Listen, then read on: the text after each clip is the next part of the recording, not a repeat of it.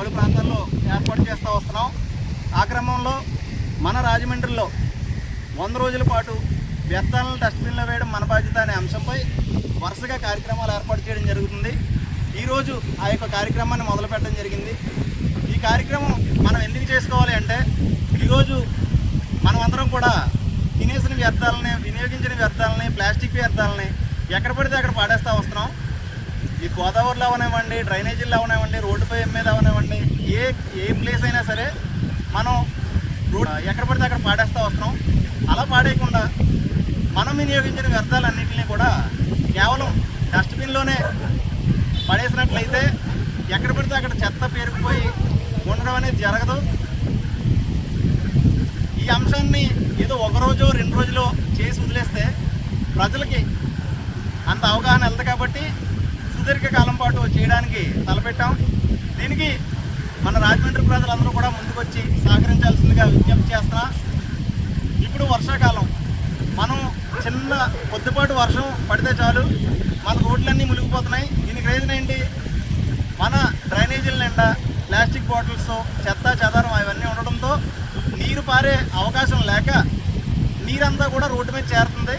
మనం ఏదైతే చేస్తున్నామో ఆ మిస్టేక్ వల్ల మళ్ళీ మనం రోడ్డు మీద జర్నీ చేసేటప్పుడే మనకి ఇబ్బంది అవుతుంది. ఆ బురద నీరంతా కూడా మన మంచిగా రెడీ అయ్యి వెళ్తాము, ఆ బురద నీరంతా మళ్ళీ మన మీదే పడేలాగా, లేదా మన బైకులు పడేలా జరుగుతుంది. అదేవిధంగా ఇప్పుడు గోదావరి ఉంది. గోదావరి ఇక్కడంతా కూడా చెత్త చెదారంతో నిండి ఉంటుంది. అది ప్రత్యేకంగా గోదావరి ఎక్కడి నుంచో తీసుకురావట్లే, మనమే ఏదో రూపంలో గోదావరిలో పడేస్తున్నాం.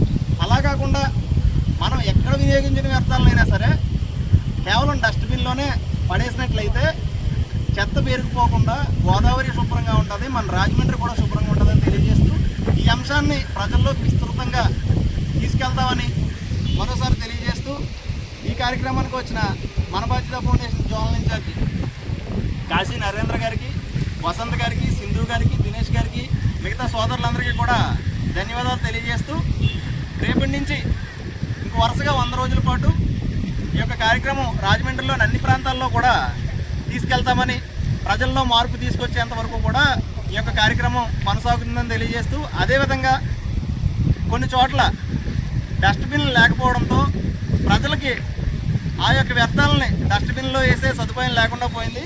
కాబట్టి అధికారులు, ప్రభుత్వం ప్రతి చోట కూడా డస్ట్బిన్లు ఏర్పాటు చేసి ప్రతిరోజు వాటిని క్లీన్ చేసే విధంగా కృషి చేయాలని కోరుతూ ఈ యొక్క కార్యక్రమాన్ని ఈరోజు ముగిస్తున్నాం. అందరికీ ధన్యవాదాలు.